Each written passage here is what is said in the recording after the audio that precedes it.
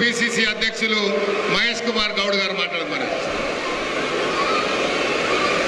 గారు వేదికపై ఆశించినటువంటి గౌరవ మంత్రులు, పార్లమెంట్ సభ్యులు, సలహాదారులు, శాసనసభ్యులు, శాసన మండలి సభ్యులు, పెద్దలందరికీ మీ అందరికీ కూడా నమస్కారాలు.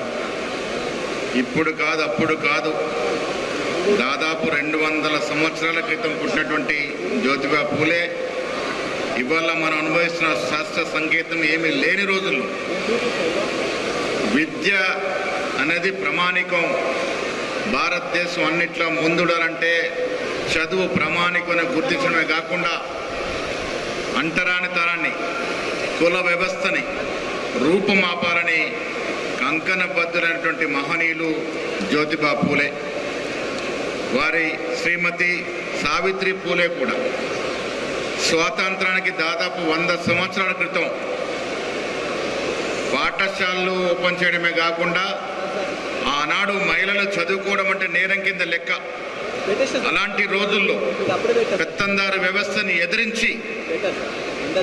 బెదిరించి పాఠశాలలు ఓపెన్ చేయడమే కాకుండా మహిళలకు విద్య అభివృద్ధి కొరకు అభ్యున్నతి కోసం కృషి చేసినటువంటి మహాపుణ్య దంపతులు జ్యోతిబా పూలే, సావిత్రి పూలే.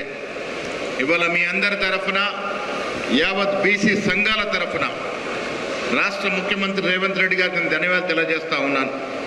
బట్టి విక్రమార్క గారికి ధన్యవాదాలు తెలియజేస్తా ఉన్నాను. యావత్ మంత్రివర్గానికి ధన్యవాదాలు తెలియజేస్తా ఉన్నాను. యావత్ దేశం గర్వించదగ్గ విధంగా హైదరాబాద్ నడిబొడ్డున సావిత్రి జ్యోతిబా పూలే యొక్క విగ్రహాల ఆవిష్కరణమే కాకుండా వచ్చే 18న సర్వాయి పాపన్న విగ్రహాలు కూడా ఆవిష్కరించబోతా ఉన్నాము.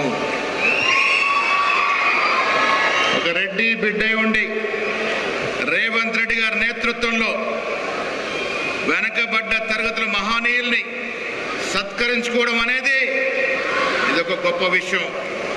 కాంగ్రెస్ పార్టీ యొక్క గొప్పతనం ఇలా రాష్ట్ర ముఖ్యమంత్రి రేవంత్ రెడ్డి నేతృత్వంలో మహనీయుల యొక్క త్యాగాలను గుర్తు చేసుకునే విధంగా హైదరాబాద్ నడిబొడ్డున జ్యోతిబా, సావిత్రిబా పూల విగ్రహాలతో పాటు సర్వ పాపన్న విగ్రహాన్ని కూడా ఏర్పాటు చేసుకోబోతా ఉన్నాం.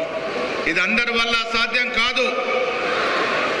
సోషల్ ఇంజనీరింగ్ మీద అవగాహనటువంటి ముఖ్యమంత్రి ఉన్నాడు కాబట్టే ఈ రాష్ట్రంలో ఇది సాధ్యమవుతా ఉంది.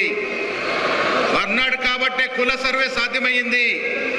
కేంద్ర ప్రభుత్వం కుల సర్వేను ఒప్పుకొని ఉంటే ఇలా ఈ రాష్ట్రము దేశానికి రోల్ మోడల్గా ఉండేదన్న మాట కూడా ఈ సందర్భంగా మనవి చేస్తూ మరొక్కసారి అందరి తరఫున రాష్ట్ర ప్రభుత్వానికి కృతజ్ఞతలు తెలియజేస్తూ సెలవు తీసుకుంటా ఉన్నాను. జై హింద్, జై జ్యోతిబా పూలే.